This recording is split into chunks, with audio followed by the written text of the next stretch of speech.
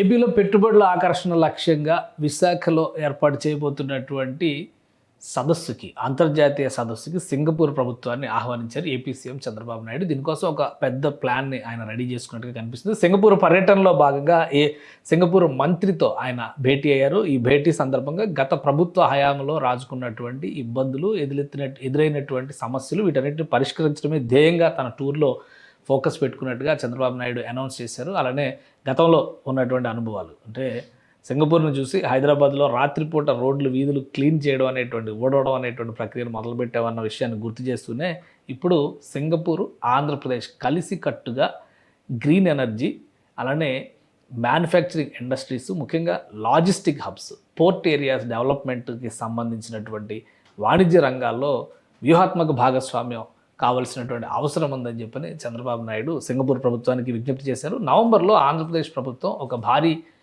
Economic సమిట్ని Visakha కేంద్రంగా నిర్వహించబోతుంది. దానిలో Singapore భాగస్వామ్యానికి ఆహ్వానించారు. మంత్రిని కూడా, సింగపూర్ మంత్రి లాన్ టాంగ్ని కూడా ఆహ్వానించారు. అక్కడి నుంచి గతంలో జరిగినటువంటి డెవలప్మెంట్స్, ముఖ్యంగా నాలెడ్జ్ ఎకానమీలో తెలుగువారి పాత్ర చాలా కీలకమైంది, దాన్ని ఆంధ్రప్రదేశ్ అభివృద్ధికి ఉపయోగించాలి అనేటువంటి సంకల్పంతో తాను ఉన్నాను, దీనికి సింగపూర్లో ఉన్నటువంటి తెలుగు ప్రజలందరూ సహకరిస్తారు కాబట్టి సింగపూర్ ప్రభుత్వం కూడా దీనిలో భాగస్వామ్యం కావాలనేటువంటి విజ్ఞప్తిని చేసింది. అలానే డేటా సెంటర్ల ఏర్పాటులో సింగపూర్ ప్రభుత్వాన్ని, లాజిస్టిక్ రంగంలో, పోర్టులు, లాజిస్టిక్ విధానాల విషయంలో ప్రపంచంలోనే సింగపూర్ ఉత్తమ దేశంగా గుర్తింపు పొందని చెప్పని చెప్తున్నారు. ఇక గ్రీన్ ఎనర్జీతో పాటు సబ్సీ కేబుల్, అంటే సముద్ర మార్గం నుంచి వేసేటువంటి కేబుల్ వ్యవస్థలకి సంబంధించి సింగపూర్కి ఒక ఎక్స్పర్టైజ్ ఉంది, దాన్ని ఆంధ్రప్రదేశ్ కోసం ఉపయోగించాలనేటువంటి విజ్ఞప్తిని చంద్రబాబు నాయుడు చేశారు.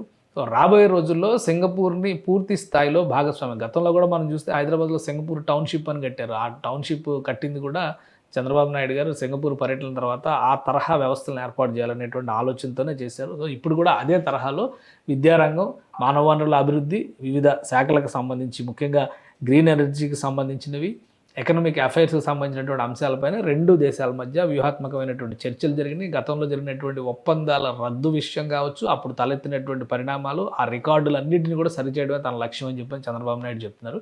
సో ఇక చూడాలి, నవంబర్లో విశాఖలో ఒక బిగ్ బొనాంజా జరగబోతుంది. భారీ ఎత్తున ఒక ఆర్థిక సదస్సుని ఆంధ్రప్రదేశ్ ప్రభుత్వం నిర్వహించబోతుంది. సింగపూర్ నుంచి ప్రభుత్వానికి ఆతిథ్య బృందం వచ్చేటువంటి అవకాశాలు కనిపిస్తుంది. ముఖ్యమంత్రి ఈ పర్యటనని ఖరారు చేసేందుకే సింగపూర్లో పర్యటిస్తున్నట్టుగా ఒక స్పష్టత వచ్చింది.